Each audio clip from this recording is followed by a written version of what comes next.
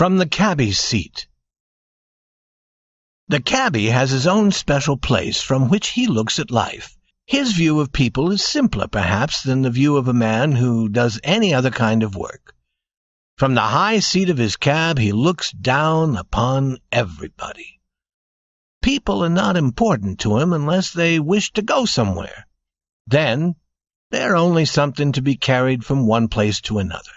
You may be the president or you may be no one, but to a cabby, you are only a fare, only someone who rides in his cab for a price. You get into his cab, he shakes you a while and he puts you down. Then the time for payment has arrived. If you pay him the lawful amount and no more, you can easily see what he thinks of you. He thinks you're less than nothing. If you discover suddenly that you have no money with you, you'll wish you were dead. It is probably true that the cabby's view of life is formed by the shape of his cab. He sits up there on his seat high as a god. The seat is small. No one shares it with him. While you are in his cab, your future is in his hands. You are helpless. The cab shakes you. You can't get out until he stops his horse. If you want to speak to him, you must talk through a little hole in the back of the cab. In a cab, you no longer feel like a person. You may be someone very important, but in a cab you're no more than something in a box, being carried from one place to another. One night, there were sounds of pleasure and joy in the big house beside McGarry's family restaurant. The sounds seemed to come from the rooms of the Walsh family.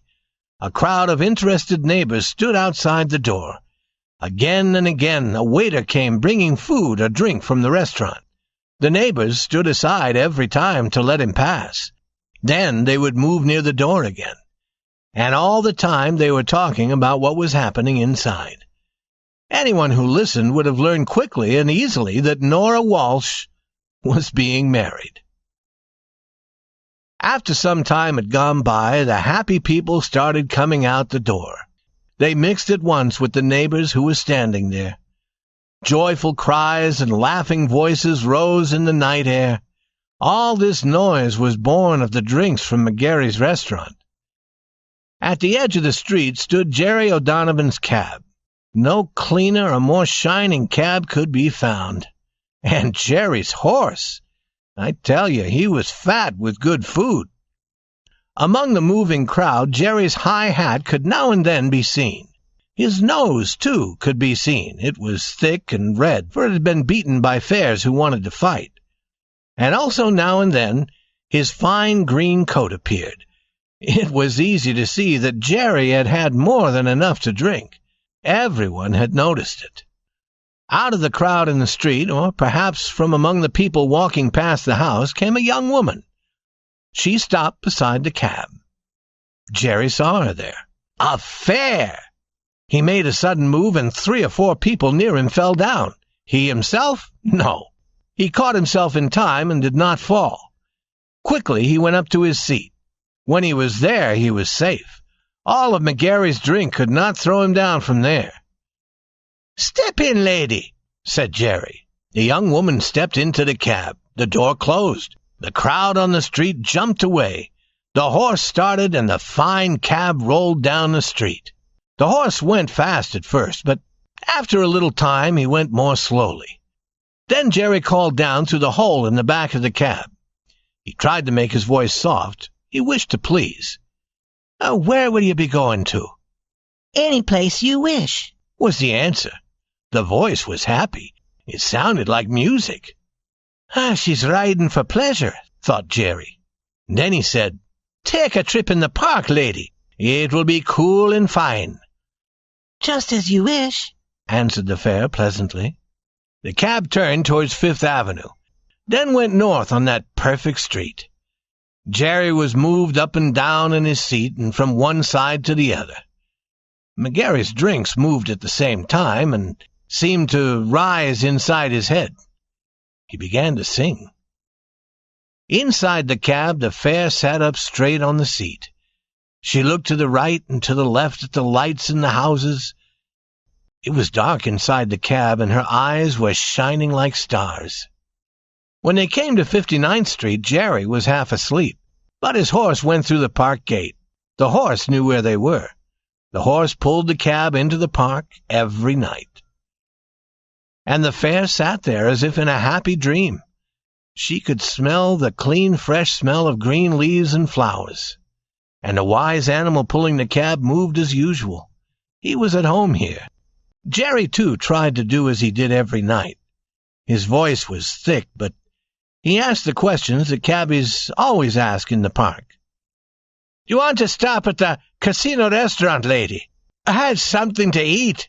Listen to the music. Everyone stops."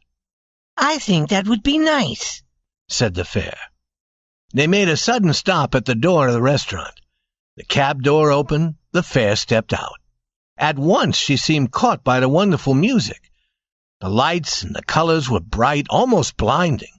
Someone put a piece of paper into her hand. On it was a number, 34. She looked around and saw her cab. It was 20 yards away, taking its place in a line with other waiting cabs. She was led inside and soon was seated at a table. She realized that she was expected to buy something. She had a little money. She counted it and found enough to buy something cold and fresh to drink. There she sat, drinking slowly and looking at everything around her. Life here had new color, a new shape. It did not seem real. It was like a beautiful dream.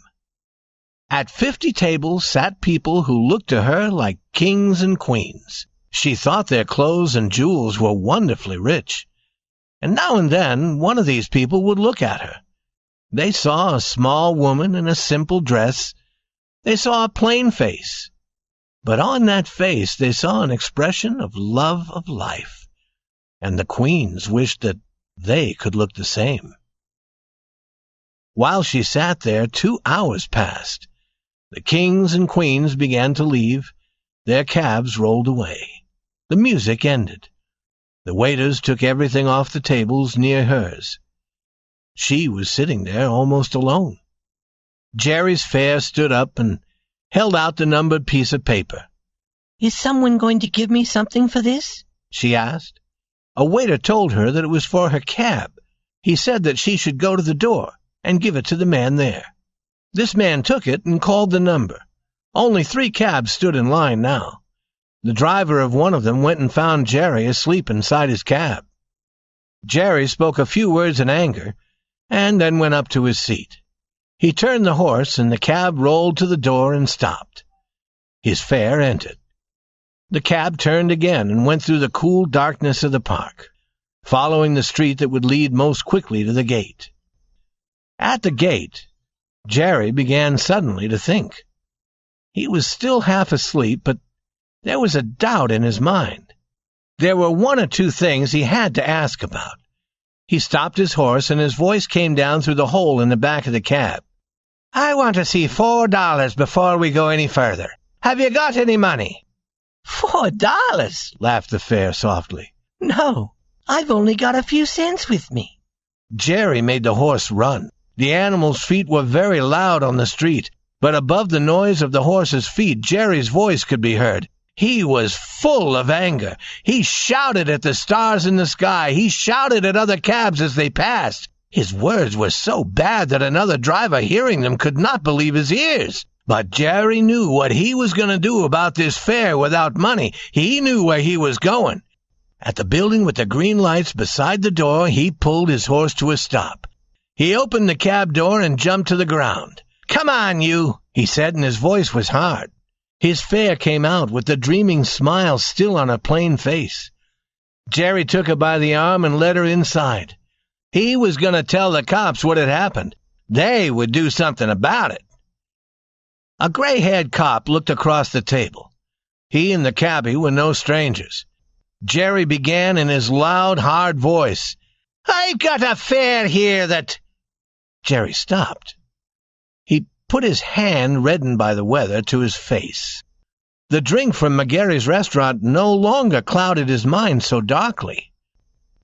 "A fare, sir," he continued with a wide smile, "that I want you to meet. It's my wife that I married at old man Walsh's this evening. And a wild time we had, it's true. Shake hands with him, Nora, and we'll go home." Before stepping into the cab again, Nora took a long, deep breath. "I've had a very nice time, Jerry," said she.